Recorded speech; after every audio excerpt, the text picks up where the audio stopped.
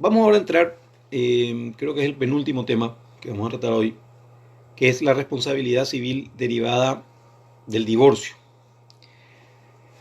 Cuando hablamos de la responsabilidad civil derivada del divorcio, esto tradicionalmente, rescato lo que decíamos en la primera parte de la charla, tradicionalmente se desestimó, es decir, se decía, no, o sea, el divorcio es una muerte anormal del matrimonio.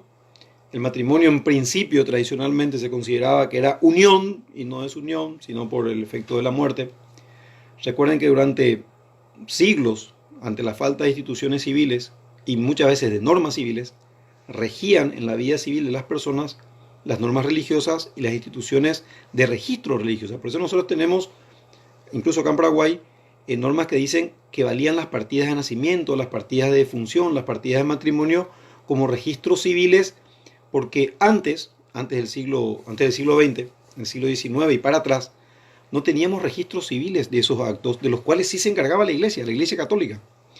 La Iglesia Católica bautizaba a un chico, anotaba cuando lo bautizó, se sabía más o menos la edad del chico a través de eso, casaba a los jóvenes, teníamos el acto civil perdón, el acto religioso del casamiento, pero que nos daba la certeza de la unión.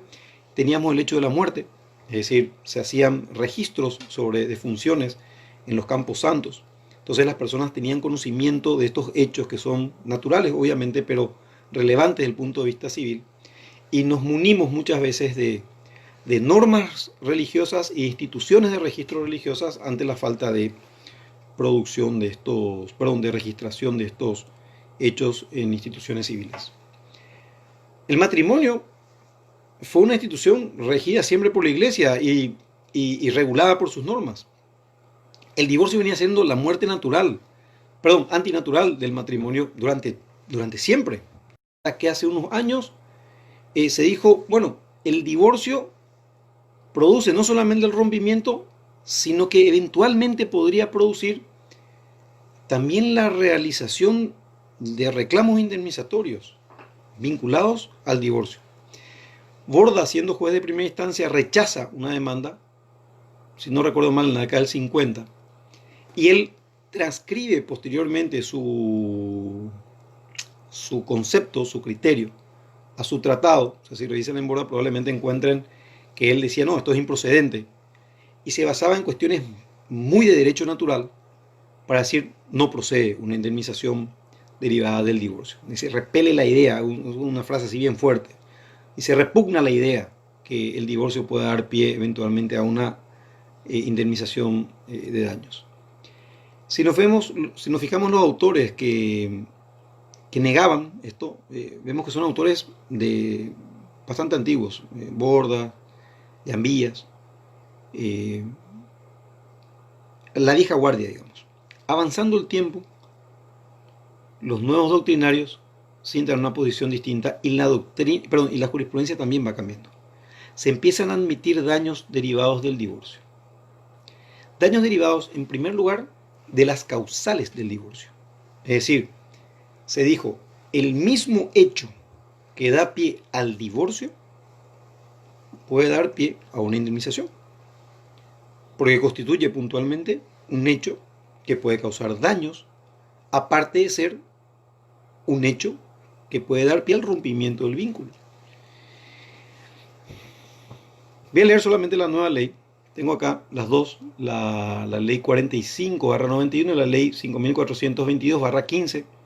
La ley 5422/15 es una ley que ajustó algunas cuestiones de la ley del divorcio vincular, repite muchas de las causales, agrega o modifica un poco algunas, pero básicamente siguen siendo las mismas. Leo solamente la nueva ley para hacerlo más corto.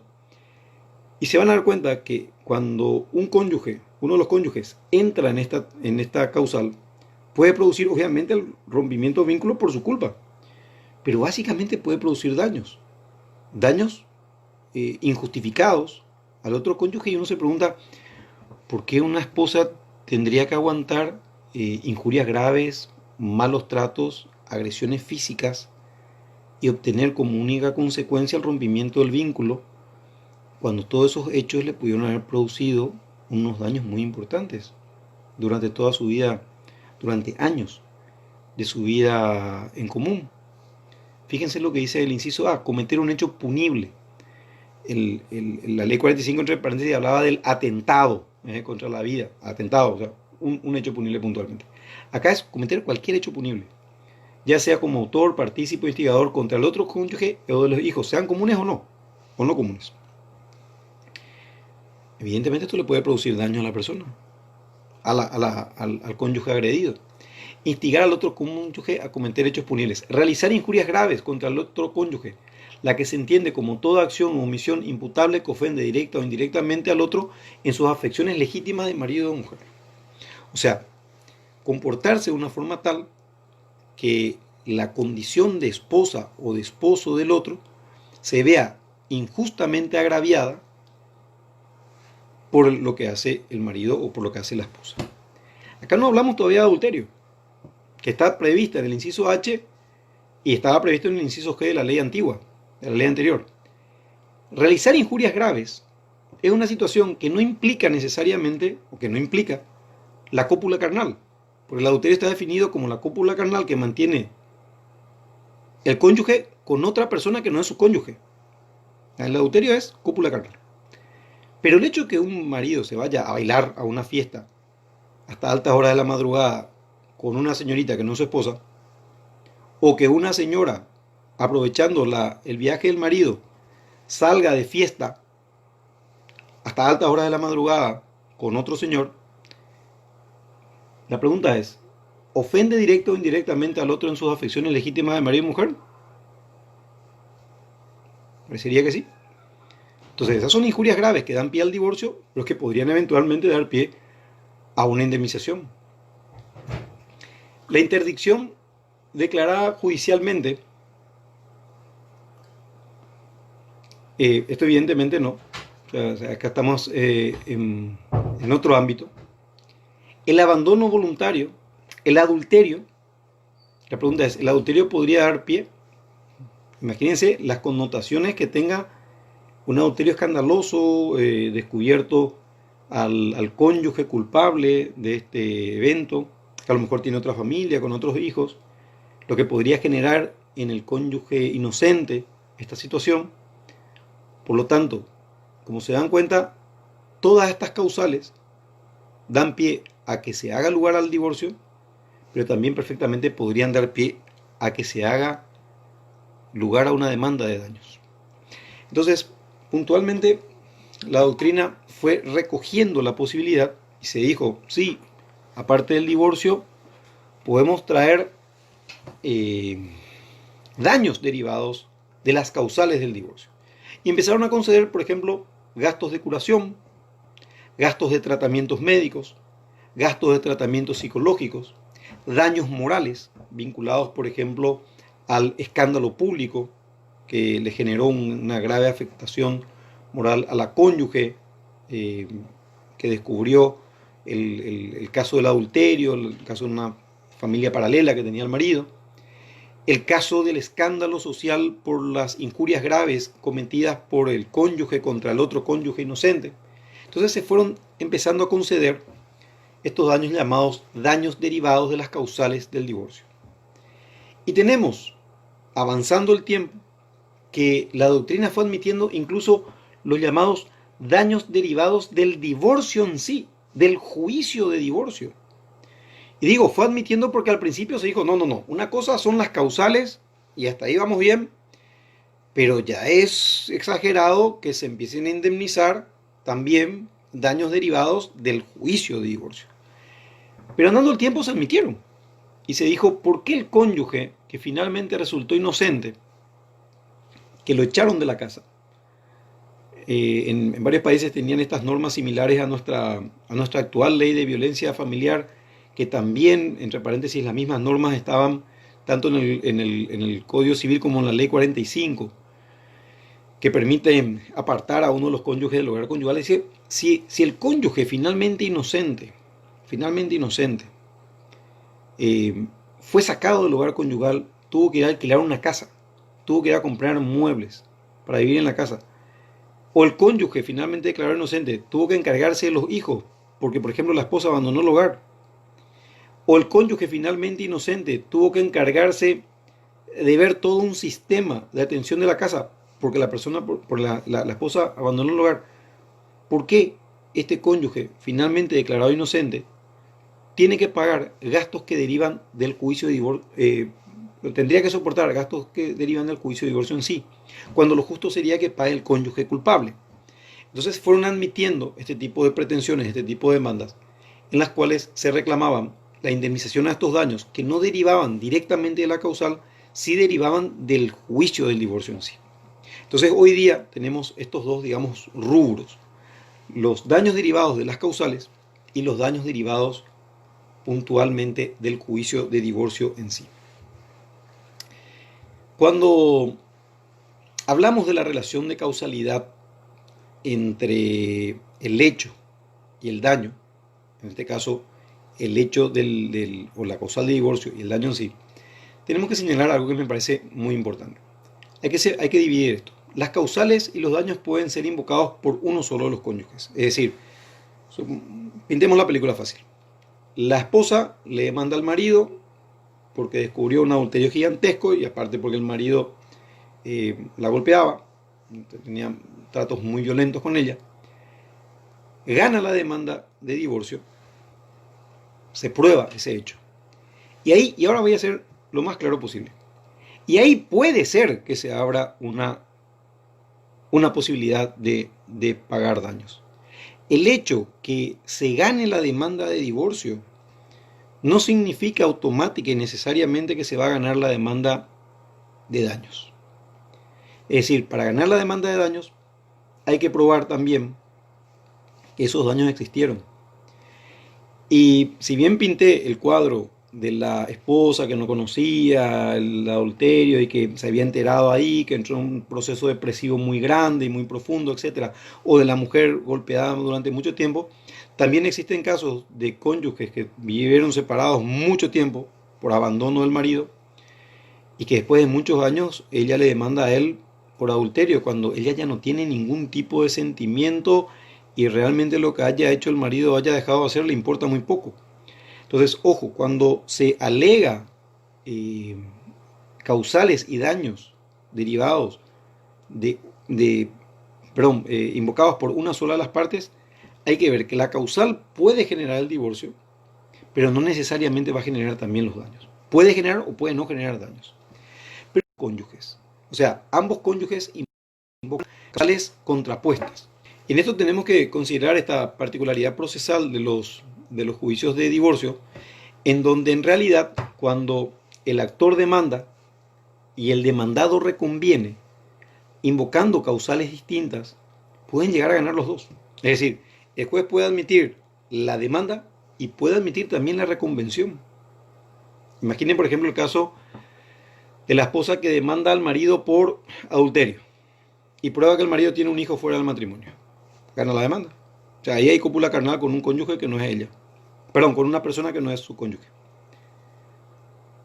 Y vamos a suponer que el marido reconviene por malos tratos y prueba agresiones de la señora todos los días. Y el juez va a hacer lugar a la demanda reconvencional. En ese caso tenemos causales invocados por ambos cónyuges que son distintas y que pueden eventualmente dar pie a que también demanden daños por las mismas causales. Entonces la primera pregunta podría ser, ¿esto se repele recíprocamente? ¿Esto se compensa? Es decir, el hecho que hayan admitido la demanda de divorcio por adulterio y la reconvención por malos tratos hace que esto deje en foja cero. Y en realidad la solución que da la doctrina, que me parece la más justa, es la aplicación del artículo 1836 de nuestro Código Civil, que dice que básicamente se van a analizar las potencialidades dañosas de cada causal, y en base a esas potencialidades dañosas de cada causal lo que se va a hacer puntualmente es establecer quién tuvo más o quién tuvo menos culpa en cada una de esas causales. Dice el artículo 1836, el hecho que no causa la persona que lo sufre, sino por una falta imputable a ella, no engendra responsabilidad alguna. Si en la producción del daño hubieran concurrido su autor y el perjudicado, que es el caso que estamos viendo, la obligación y el monto de la indemnización dependerán de las circunstancias y en particular de que el perjuicio haya sido principalmente causado por una u otra parte. Es decir, acá tenemos que ver la potencialidad dañosa del adulterio y la potencialidad dañosa de las agresiones. Vamos a una causal más leve. La potencialidad dañosa del adulterio, que la esposa no sabía, ella era una ama de casa, que cuidaba a la familia, etc. Y un hecho menor, un acto de sevicia suave, que invoca al marido porque se prueba. Entonces el juez va a decir, es mucho más grave lo primero. Es decir, es mucho más grave la causal que se probó, que esta señora sufrió, una afrenta pública muy importante, un menosprecio a su imagen, una afectación a sus sentimientos internos.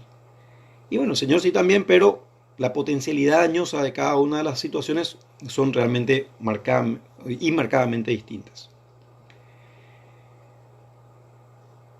Puede darse también el caso que ambos cónyuges hayan invocado recíprocamente el mismo hecho, el mismo y puntual hecho. Es decir, ambos cónyuges digan puntualmente, por ejemplo, malos tratos. La esposa le demanda al marido por divorcio alegando violencia física, y el marido reconviene alegando violencia física. Y ahí vamos a aplicar también el 1836, es decir, vamos a ver cómo vamos a ir compensando cada uno de esos casos en ese caso puntual y concreto. O sea, acá no vamos a analizar las potencialidades dañosas de causas diferentes, sino cómo se agredieron las repetidas veces que se agredieron. Y ahí podemos aplicar, repito, el artículo 1836. Hay una situación que el doctor Moreno tiene una posición, yo discrepo parcialmente con la conclusión a la que llega él, que es el divorcio vincular por mutuo consentimiento. Esto es algo expresamente previsto a partir de la ley 45 en adelante. La ley 5422 contiene nuevamente una norma que hace al divorcio de mutuo consentimiento. Ustedes manejan perfectamente el ámbito de aplicación de este tipo de divorcio. Y la pregunta es, ¿puede generar una obligación indemnizatoria en el caso del mutuo consentimiento? Moreno dice no, no habrá posibilidad de una acción por daño y perjuicio en este tipo de causas. Yo repito respetuosamente, diciendo por lo que dice la última parte del artículo 5, que dice lo siguiente: el divorcio por mutuo consentimiento se reputará en sus efectos como decretados por culpa de ambos cónyuges, pero el juez podrá admitir la culpa de uno solo de los cónyuges si existe convención en este sentido. Esto nunca pasa. Cuando hay divorcio por mutuo consentimiento, las partes van, firman el escrito, queremos divorciarnos y se acabó la historia. O sea, se ratifican y se acabó la historia. Esto de atribuirse culpa nunca pasa, pero creo que no habría que llegar a la conclusión tan tajante que nunca procederá, porque si hay atribución de culpa, o sea, si se llega a ejecutar esta última parte que dice, pero el juez podrá admitir la culpa de uno solo de los cónyuges si existe convención en ese sentido, nada obstaría que posteriormente se produzca una demanda de daños, porque ahí se podría aclarar de qué tipo de culpa estamos hablando. Repito, en la práctica no pasa, pero la ley lo prevé. Entonces, me parece que yo comparto la posición del profesor Moreno en cuanto se refiere a lo que normalmente pasa. Cuando no hay atribución de culpa y el juez decreta por culpa de ambos. Ahí no creo que haya posibilidad también, coincido con el profesor, de atribuir responsabilidades civiles. Pero en la opción que prevé la ley de atribuirse, ahí no habría inconveniente. Hay una situación muy puntual que en este tipo de demandas de daños derivados de las causales del divorcio tienen que ver con el tercero, es decir, con la tercera persona, con la persona fuera de los cónyuges, que normalmente es coautor o cómplice o partícipe de la causal que termina generando el divorcio y consecuentemente los daños. Bellucio, en uno de los artículos que publica sobre este tema, dice: el tercero coautor o cómplice del hecho que da lugar al divorcio, o el que aconseja o lleva al cónyuge a cometer el hecho culpable, responde solidariamente con él por los perjuicios ocasionados. Acá hay todo un tema, porque pensemos en la causal del adulterio implica necesariamente la presencia de un tercero para que la causal se produzca. Si el tercero sabía que la persona con la cual estaba manteniendo relaciones estaba casada, evidentemente ese tercero será cómplice o será coautor de un acto ilícito.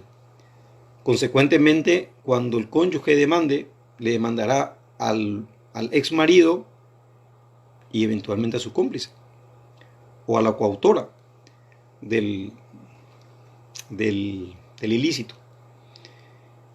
Pero no pensemos solamente en el adulterio, el atentado contra la vida, o como dice la ley actual, cometer cualquier hecho punible, las injurias graves que podrían eventualmente también prestarse un tercero, los malos tratos que podrían ser instigados por un tercero o en colaboración con un tercero.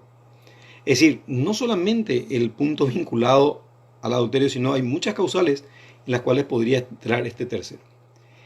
Y en nuestra ley, si miramos desde el punto de vista de que se trata de una responsabilidad extracontractual, el artículo 1841 entra de lleno, dice, si el acto ilícito es imputable a varias personas, respondan todas solidariamente. Pero si enfocáramos esta responsabilidad como una responsabilidad contractual, repito, yo no estoy afirmando todavía por lo menos esto, pero quiero dejar abierta la discusión. El artículo 422 nos dice, el deudor responde por el dolo o culpa de sus representantes legales o de las personas que hubiera utilizado en el cumplimiento de la obligación y podrá convenirse la dispensa de esta responsabilidad. Acá evidentemente por el hecho del tercero respondería el deudor, pero me cuadra más si lo encuadramos del 1841 que habla puntualmente de la solidaridad.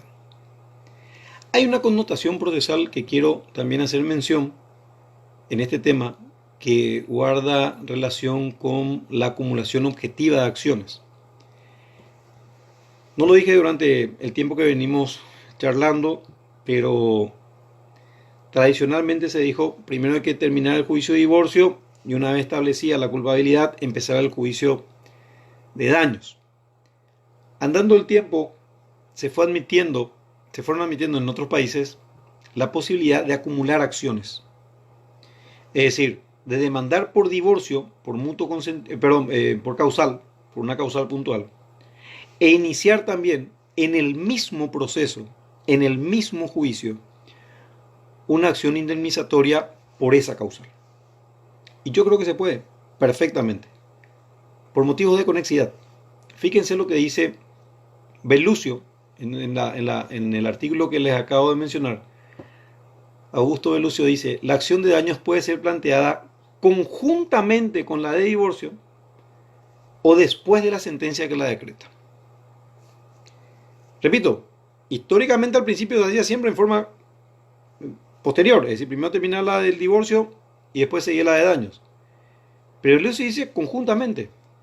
Y nuestro artículo 100 del Código Procesal Civil nos dice acumulación objetiva de acciones. El actor podrá acumular antes de la notificación de la demanda todas las acciones que tuviere contra una misma persona, siempre que a. no sean contrarias entre sí, de modo que por la elección de una quede excluida la otra, salvo el caso en que se promueva una como subsidiaria de la otra. Acá no son contrarias entre sí. Lo dije hace un rato, el hecho que se admita la demanda de divorcio no significa necesariamente que se va a admitir la de daños. El hecho que se rechace la demanda de divorcio probablemente sí. En principio, digo, lo pensé varias veces y me da la impresión que siempre, por eso digo en principio, que se rechace la demanda de divorcio, eventualmente se rechazaría la demanda de daños, en principio. Si se admite la demanda de divorcio, podría eventualmente admitirse o rechazarse la demanda de daños, de acuerdo al mérito de esa demanda de daños. Pero no son contrarias entre sí. Es decir, son eventualmente, o la demanda de daños es eventual a la demanda de divorcio. Dice, B, correspondan a la competencia del mismo juez. Y es que corresponden a la competencia del mismo juez, un juez civil. Entienden la de daño, entienden la de divorcio. Y pueda sustanciarse por los mismos trámites. Inciso C. Ambos son juicios ordinarios. Entonces la pregunta es, ¿por qué no? Bellucio lo dice, conjuntamente. por una cuestión de economía procesal, yo no veo ningún inconveniente en que se plantee la demanda de divorcio y conjuntamente se plantee la demanda de daños. Ya no habría ningún inconveniente. Esto para el caso de las acciones derivadas de las causales del divorcio. No para las acciones derivadas del juicio de divorcio en sí. Ahí sí uno va a tener que esperar a terminar el juicio de divorcio para después recién ahí demandar los daños derivados del, del juicio de divorcio. Porque si el marido tuvo que salir de la casa, alquilar otra casa, hacer una serie de gastos que finalmente resulta algo ganancioso, o sea, por lo menos inocente, en la declaración del divorcio, obviamente no va a poder plantear la demanda conjuntamente con su reconvención de divorcio o con lo que sea del divorcio. Va a tener que terminar el juicio de divorcio y después recién, cuando sean daños derivados del juicio de divorcio. Pero si es por la causal, yo no veo ningún inconveniente. Creo que se puede plantear conjuntamente ambas. Con respecto a la prescripción, tenemos que señalar que acá existen realmente dos normas aplicables. Si nos vamos por el lado de la extracontractualidad, son 2 años. Pero si se admite que la encuadramos dentro de los daños contractuales, nos vamos a 10 años.